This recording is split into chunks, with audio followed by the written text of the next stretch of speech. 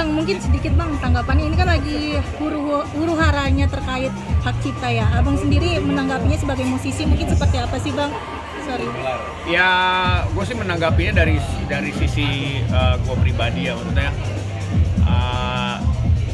yang penting ini kan kita sebagai pencipta lagu ini punya hak yang memang worth it gitu. Jadi memang emang kalau memang misalkan ya gue harusnya nih dapatnya segini, ya itu sebenarnya sih kalau gue pribadi ya itu hak mereka. Cuman bagaimana ngerucutinnya ya itu bisa diomongin bareng-bareng harusnya ya gitu, duduk secara baik-baik gitu. Nah sekarang kan yang emang lagi huru haranya kan memang dari kubu A, kubu B gitu, bahkan ada kubu C gitu. Nah itu yang penting sebenarnya tujuannya satu, pengen bagaimana pencipta lagu khususnya benar-benar dihargailah dengan worth it. Oh segini nih gua pendapatannya kayak gitu.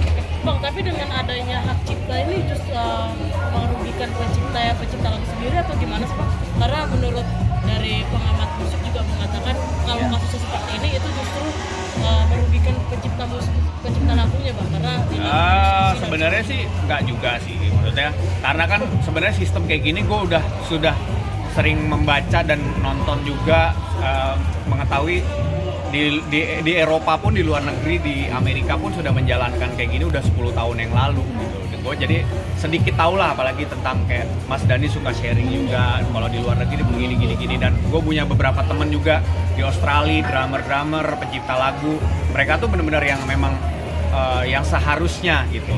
Jadi aku juga berharap ya di kita nih di Indonesia menerapkannya sih bisa sama gitu.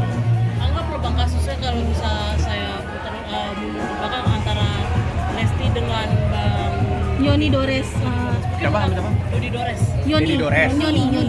Adanya Dedi Dores. Ada lagi berarti menanggapinya seperti apa? Ini kan dia menyanyi di salah satu stasiun. Nah, bahkan sebagai pemusik juga menanggapinya harusnya Lesti yang izin ke penciptanya atau dari vendornya. Kalau setahu gue sih yang major aja ya mungkin satu si penyelenggara harus tektokan dengan si pencipta, tapi si penyanyi pun juga harus kulo nuwun ke penciptanya, itu aja sih. Tapi menurut Bang Iqbal sendiri apakah Dua-duanya. masalah ini kan sudah masuk proses hukum ya, sudah dilaporkan, masih bisa nggak?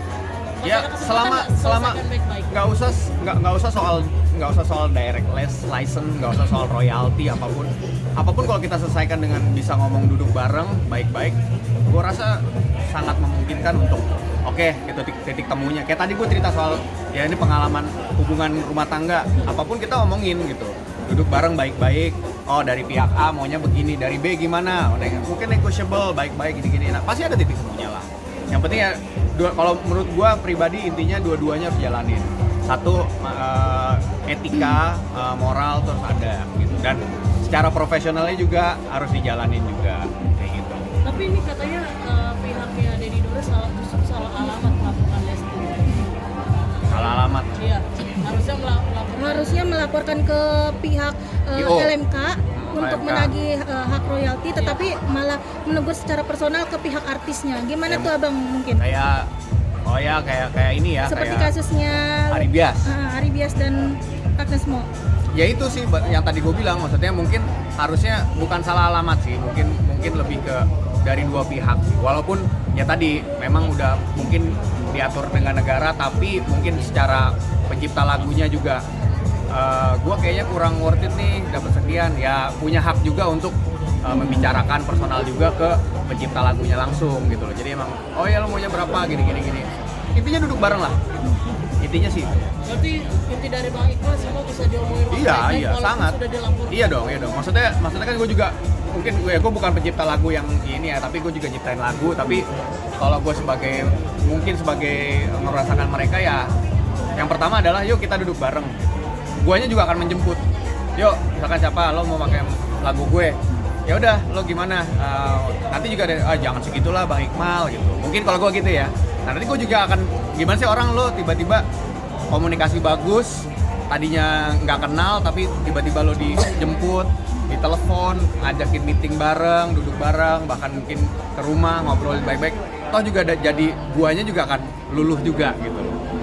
Jadi harus diomongin aja. Oke. Siap.